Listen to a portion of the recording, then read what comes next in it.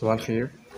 النهاردة جاي أتكلم عن خلاصة السنتين ونص اللي فاتوا في رحلتي في كلية طب جامعة المنوفية. ناس كتير أوي كانت بتسألني بعد ما خلصت الأكاديمي، أنا لسه في سنة تانية أو في سنة أولى، ناس معارفي أو مش معارفي، يعني لسه في شوية من التخبط برضه، وأنا كنت مكانهم وكنت ببقى عايز نصايح كتير، بس مش كتير أوي برضه لأن كتر النصايح ساعات بيشتت، فاهم؟ فأنت بس محتاج تشوف تحدد حاجة مناسبة ليك من خلال تجربتك أنت، وتكمل فيها. عشان تقدر تحدد بقى ايه الانسب لازم يكون كل الاوبشنز قدامك وتجربها، فانت بتاخد الاوبشنز دي من مين؟ من الناس اللي قبلك اللي هم خلصوا الرحله اللي انت فيها. فبدايه كده، اهلا بيك في كليه الطب. لو انت في سنه اولى انت داخل ترم تاني، بس اهلا بيك برضو لان انت كنت خلصت ده شويه فاونديشن، يعني حاجه كده تسليك سنان يعني. وبعدين لو انت في سنة تانية فبجد اهلا بيك بقى في ان انت بدأت تدرس مواضيع شوية مهمة، يعني هتاخد سي في اس او انت خدته اوريدي، فهتاخد جي اي تي ريبرو رينال، يعني الحاجات دي مهمة برضه. طيب هنقول ايه النهاردة؟ هنقول كده ان جنرال انت ممكن تكون محتاج تعمل ايه، وحاجة سبيسيفيك لكل مادة. نبدأ أول حاجة، مثلا عندنا الدراسة الأكاديمية عامة اعتمادها الأساسي والأول والأخير على إن أنت تكون بتعرف تحفظ في جزء فهم، وده مهم جدا في حل الأسئلة والام سي كيو بالذات، بس ستيل النظام بنسبة 80% قائم على الحفظ. انت لازم تكون عارف تحفظ المعلومة وتابزورب. والفكرة ان هي مش معلومة واحدة، الفكرة ان هي كم محترم من المعلومات، ودي كانت اول مشكلة بالنسبة لي، ان انا اصلا مش بعرف احفظ، او عندي مثلا مقدرة الحفظ عندي مش واو يعني. فدي كانت اول مشكلة، قدرت اتغلب عليها ولا لا؟ مش هقول ان انا حليتها بنسبة 100%، بس على الاقل انا بدأت اللي هو ايه، تمام. طيب، ممكن ادي نصيحه كده في النص: ما تخشش امتحان مش مخلص المنهج. دي اكبر غلطه انا كنت بقع فيها، ان انا كنت بركز على المواد الكبيره وبهمل المواد الصغيره. فتركيزي على المواد الكبيره ده كنت بدخل سايب مواد مثلا 7 درجات 5 درجات، ساعات كده بتبقى 10 درجات. انا بتكلم بقى في ترتيبها للمواد، يعني في مواد بتبقى ب70 درجه ب50 درجه، ودي بتبقى 10 درجات، فانت اوريدي بتخليها للاخر، متلحقش تخلصها، او اصلا ما بتبداهاش لان انت بتبقى عايز تراجع اللي انت ذاكرته في الماده اللي فاتت. فده بيخليك اللي هو ايه، طب اراجعها ولا ما اراجعهاش والكلام ده كله. فده يعني اول نصيحه ليك: حاول تكون مخلص المنهج وموزع وقتك صح. اتعلم بقى حته التايم مانجمنت اكتر. مش هقول ان انت تبقى بيرفكت فيها، محدش وصل يعني ان هو بيستغل كل ثانيه، بس في ناس ممكن تكون الى حد ما قدرت تنظم وقتها بشكل احسن. وكل حاجه او كل حد له لايف ستايل معين هو بينظم على اساسه، مفيش طريقه بتنفع لكل الناس. ده فخ احنا بنقع فيه، اللي هو انت يعني عايز تبقى حياتك بيرفكت قوي، وقع بقى في فخ البرفكشنزم ده، وعمال تسمع فيديوهات لناس حياتها غير حياتك اصلا، فانت عمرك ما هتعرف تطبق اللي هما بيقولوه على حياتك. فانت بس محتاج تاخد منهم اللي يناسبك، زي ما انا بعمل معاك في الفيديو ده، انت تاخد الكلام مني اللي يناسبك انت وتطبقه على حياتك، او تطبقه على نظام دراستك او طريقه مذاكرتك ايا كان. نصيحه تانية: ما ينفعش ما تخشش او تخش عفوا الامتحان مش مراجع مره على الاقل. صعبه جدا في ظل الوقت الضيق بتاع المديول، بس كنت بحس ان انا في معلومه لو انا بس كنت قريتها تاني، كنت قريتها تاني قبل الامتحان بيوم او بيومين، اليومين اللي قبل الامتحان دول، انت بقى تاخد في سي ان اس بقى حوارات الميموري وازاي انت الذاكره عندك بتشتغل. فهتفهم ان انت محتاج تكون مرجع المعلومات شويه قريبه من الشورت ميموري، عشان تبقى فاست ريكول، بيسموها ريكول بتاعها، يبقى في فاست ريكول فيها، ما تبقاش في اللونج ميموري كلها ترجع تاني في الشورت ميموري. فدي يعني هي الميموري، انا في اعتقادي او انا يعني تمام مصدق ان هي عضله، انت لو مرنتها هي هتيجي معاك، بس انت ما تكسلش بس. قلنا ان احنا نبقى داخلين مخلصين المنهج، تاني حاجه نبقى على الاقل مراجعين مره. تالت حاجه بقى ولا غنى عنها في الاكاديمي اطلاقا، يعني هو حل الاسئله، بصمجه الاسئله، لطيفه ستايل. الناس بقى اللي هتقول لك هو انتوا ازاي دكاتره بتبصمجوا؟ بص، انا عايز اقول لك حاجه: انت هتفهم الطب بشكل اوسع في الكلينيك لو تفهم بشكل اوسع واوسع في تخصصك، ولسه محتاج تبراكتس. المعلومه اللي تقف قدامك مش لازم تفهمها بنسبه 100%. في قاعده كده في الماركتنج انا بحب استعملها دايما، او مش في الماركتنج، في اي حته عموما، اللي هو 20% من الاكتيفيتيز يعني، او اللي هو الانشطه اللي انت بتعملها مسؤوله عن 80% من النتائج بتاعتك. فانت ممكن تستغل دي، ان انت يبقى تعمل ال 20% المهمين بقى، تحدد ايه هم اهم 20% انا هعتمد عليهم، هم دول اللي هيطلعوا لي الريزلت الايه القوي. ال20% دول لا يخلو منهم بقى في نظام الدراسة بتاع الأكاديمي نظام إن أنت تبصمج الأسئلة، أو إن أنت تحل الأسئلة لو أنت عارف تحلها وفهمت المعلومة قشطة. أنا في مواد كنت بحل فيها الأسئلة من غير ما أبصمج يعني. أنت زي الفسيولوجي مثلا في حاجات فيها complicated شوية، أو إن أنت مثلا مش عارف تفهمها، فمش محتاج بقى إن أنت تتعمق في المعلومة بالشكل اللي يسحلك في حتت أنت مش مطالب بيها دلوقتي. طيب دول أهم 3 نصائح: إن أنت تخلص المنهج، تراجع مرة، تحل أسئلة. الأكاديمي هيتلخص في دول. مادة كده ممكن نقول أنت ممكن تعمل فيها إيه. والله الأناتومي مادة بتعتمد أكتر إن أنت يكون عندك تغذية بصرية كويسة، إن أنت بتشوف الحاجة كتير، بتشوف المعلومة، بتشوف الصورة، بتشوف الدياجرام اللي مرسوم اللي مجمع الداتا بتاعت الكونتنت بتاع الاناتومي. فكنت بحس ان انا دي اكتر حاجه بذاكر بيها الاناتومي، وكنت اكتر ماده بحبها في الاكاديميه هي الاناتومي. ومن هنا بشكر بجد قسم الاناتومي، لان هو كان اكتر قسم انا حبيته في الكليه. تجربتي معاه كانت جميله جدا، بشكر كل حد شغال فيه من اول عمال لحد رئيس القسم. لان هو دايما، ودي تجربه الناس كلها تقريبا، ان هو بيحاول على قد ما يقدر يسهل لنا الموضوع، ما يبقاش الدنيا معقده يعني. في كليات تانية بسمع عن الاناتومي ده فاهم خيال علمي، عندهم ما بيعرفوش يذاكروا اصلا. الهيستولوجي هي اصلا معروف من زمان ان هي الكيوت، يعني هي البسكوته بتاعت الطب. فانت الهيستولوجي كونتنت محترم بسيط، محتاج بس ان انت تسمع حد بيريحك وبيكون بيعمل مراجعه. يعني اللي هو في ناس كده، او تقريبا كل الناس اللي عندنا في المنوفيه بينزلوا حصه مراجعه لما للمنهج كله، فاهم؟ اللي هو ياخدك وش كده على المنهج، فدي حاجه مهمه. لازم يكون في مراجعه للهيستولوجي. انا اصلا كنت في اوقات كان في مديولات بسمع المراجعه من غير ما اسمع الشرح. انت مثلا بعد اولى كده ما تخلص هتلاقي نفسك الهيستولوجي ده فاهم كلام بيتكرر كده، فانت ممكن تنجز وتسمع المراجعه. ودي حاجه انا بقولها للناس في السي بي اس، يعني اللي هو ما تسمعوش شرح كامل، تسمع المراجعه وتخلص. طيب بالنسبه للفسيولوجي، الفسيولوجي محتاجه حد يفهمها لك، فانت محتاج حد تكون انت بتفهم منه. يعني ايه؟ يعني مش لازم اروح للدكتور اللي كل الناس اجمعت عليه، او اسمع الدكتور اللي على اليوتيوب اللي كل الناس اجمعت عليه. انا ما بحبش اقول اسامي عشان ما حدش يقول ان انا برشح حد او كده. انا بقول تجربتي، واللي يناسبك منها انت بتختار. انا ما كنتش باخد عند في مديولات مثلا كان بيقول لك لا يا عم الدكتور ده مش انت. يعني انا مش مجربتش، دي اول حاجه. بس انا عارف ان انا جربت الدكاتره التانيين وتجربتي معاهم ما كانتش احسن حاجه. فانا الدكتور ده انا برتاح معاه واوريدي هكمل معاه. فانت بس محتاج تحدد ده، عشان ما تقعدش كل مديول تبقى محتار هتسمع مين. فاهم حاجه؟ مش بقول ان هو قران ان انت اخترت حد فخلاص هتثبت معاه بقيه حياتك. انت ممكن تغير عادي. انا في سنه اولى كنت بسمع ناس وغيرتهم، بس غيرتهم لما شفت منهم ان انا لا، الدنيا ما بقتش الطف حاجه بالنسبه لي، مش بالنسبه للناس التانية. مش بمشي مع القطيع، ما بحبش الموضوع ده بصراحه. ده بالنسبه للفسيولوجي، محتاجه فهم، محتاجه بصمجه من الاخر، محتاج شويه ممكن محاضرات عشان بيجيبوا شويه من الاسئله بتاعتهم. بس يعني ده بالنسبه للفسيولوجي. والفسيولوجي يعني لو انت مثلا مش جاي معاك سكه قوي ما تحرقش فيها جامد، لان هي ماده صعبه شويتين.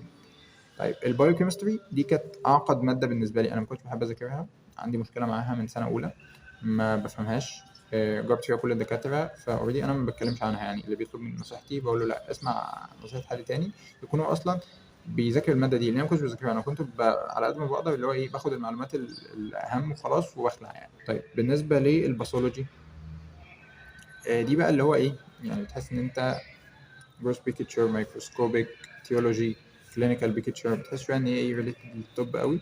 بس على مستواك انت كطالب اكاديمي في اولى وثانيه بتكون الى حد، في اولى بالذات بتكون الدنيا يعني فاهم صعبه جدا، صعبه بدرجه يعني فاهم.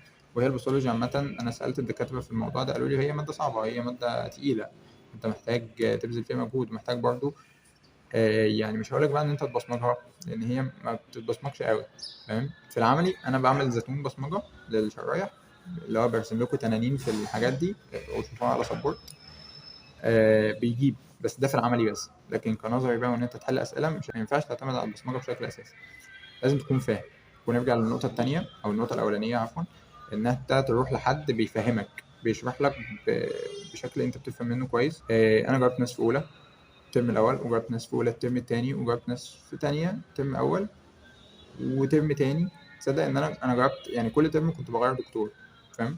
لاني بجد كان عندي مشكله فيها، لان هي صعبه فاهم. بس كنت على قد ما بقدر، اكتر حد ارتحت معاه بقى في الفتره دي كنت خلاص بقى دوست معاه بقى في اخر تانية كده، يعني بدات اللي هو استقر.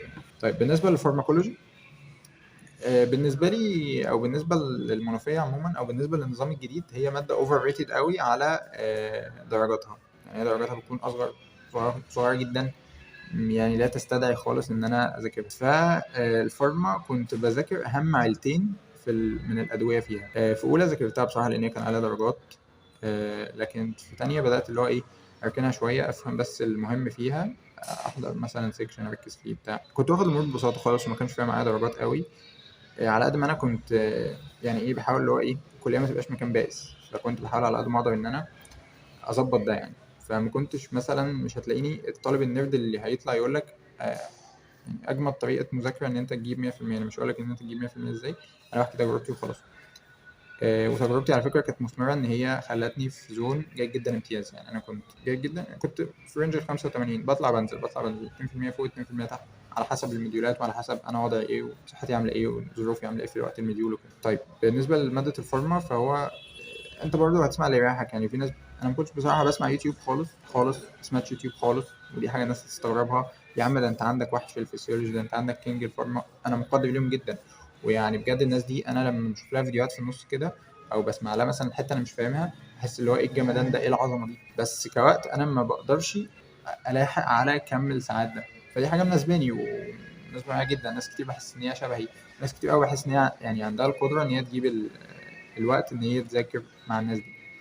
فزي ما قلت لك وهقولها خامس مره، الانسب ليك. لان في ناس تحس ان هي we are not good enough، ان احنا مش كويسين، ان احنا مش مؤهلين ان احنا نبقى في المكان ده، لمجرد ان في ناس بتعرف تأدي احسن مننا. لا، هو انت ربنا حطك في المكان ده عشان انت هتعرف تأدي في المكان ده، بس بطريقتك انت، بدماغك انت، بشخصيتك انت، بقدراتك انت. انتوا الاثنين هتبقوا دكاتره في الاخر. فاهم حاجه؟ فما تلودش نفسك نفسيا، تشلود على نفسك، لود نفسي ان انت تحطم من نفسك لمجرد ان انت يعني فاهم في بروتوكول معين كده انت مش عارف تمشي عليه. لا، وانت المهم في النهايه انت تحقق ريزلت، ان انت يكون عندك المعلومه. انت عندك المعلومه بطريقه، غيرك عنده المعلومه بطريقه، انتوا الاثنين وصلتوا لنفس النتيجه. فهمت حاجه؟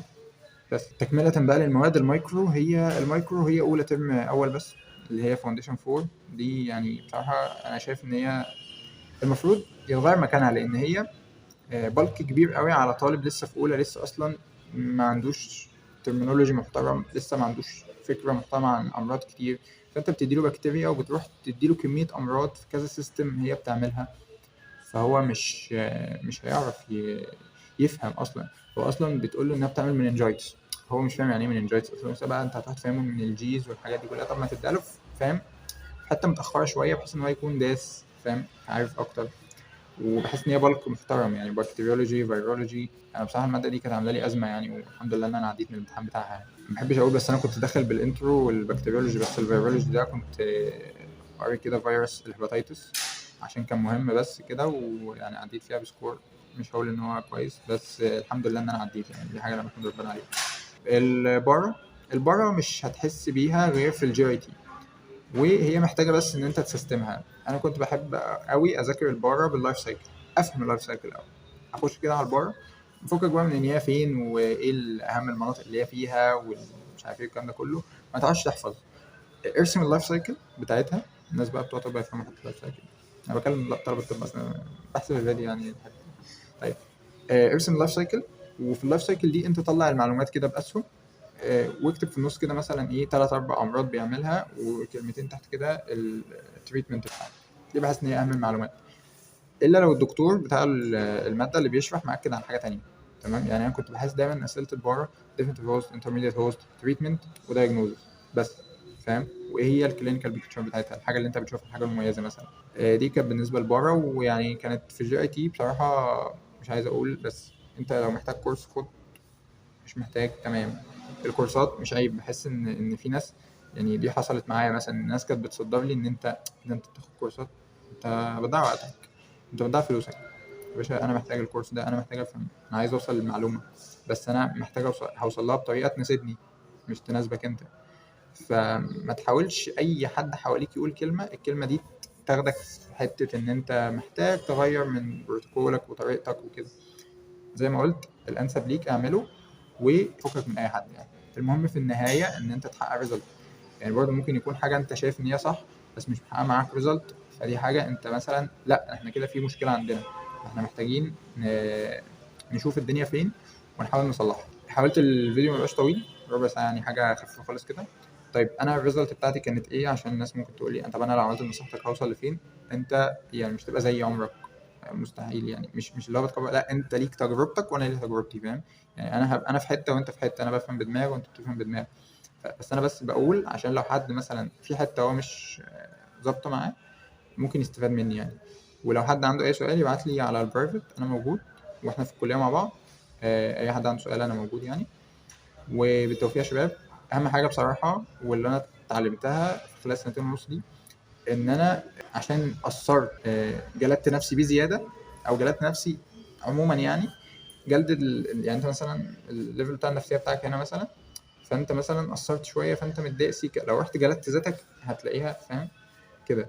لكن انت في النهايه انت محتاج تحاول على قد ما تقدر تستي موتيفيتد شويه، ان انت يعني تفضل حاسس بقيمتك، وان يعني مش عشان معلومه ضاعت منك يبقى انت كده خسرت الكون. يعني المعلومات بتتكرر، لسه ما شفتش في الكلينيكال حاجه يعني، بس تجربه من زمايلنا اللي اكبر مننا بتقول ان المعلومات هتيجي تاني بشكل اوسع وبشكل اعمق وبشكل براكتيكال اكتر. وده يعني الطريقه اللي انا بحسها انسب ليه، اللي هو انا ما بحبش احفظ معلومه نظري، انا قول لي المعلومه دي هستعملها في ايه. كان بيتقال شويه في الاكاديمي، بس انت مش قادر تلمس ده، فاهم؟ مش قادر تحط نفسك في سيتويشن. فدي كنت حاجه بحسها اللي هو ايه، بس عادي يعني، تجربه استفدنا منها وكان لازم نعدي بيها. ومحدش يقول لك ايه يا عم لازم في الاكاديمي ده، ما احنا نخش على الكلينيكال على طول، او يبقى مثلا انتروداكشن او كده. لا، انت لازم تاخد دراسه اكاديميه محترمه، تطلع منها باقصى استفاده تقدر عليها، عشان تبقى مؤهل. ما ينفعش انا اجي اقول اطلب منك ان انت تقرا موضوع تعبير او تقرا مثلا مقال من غير ما تكون انت متعلم القرايه اصلا. فمحدش يقلل من قيمه الاكاديمي خالص، هو مرحله مهمه، استفاد منها على قد ما تقدر. حاول على قد ما تقدر تطلع باقل خسائر، الخسائر في المعلومات، الخسائر النفسيه، الخسائر الاجتماعيه، لان الكليه ما بحبش اقول ده بس هي بتاخدك شويه من اجتماعياتك، امتحاناتك كتير فما بتحضرش مناسبات كتير. يعني كنت مفكر ان انت عشان في ثانويه فما بتقعدش مع اهلك، لا، انت في كليه ما بتقعدش معاهم برضه عشان انت عندك امتحانات وبتذاكر. فدي مثلا بتحسسك شويه ان انت متاخد منهم، بس انت على قد ما تقدر بقى حاول ان انت ايه توفق يعني. بس مش عايز اطول عليكم، بالتوفيق.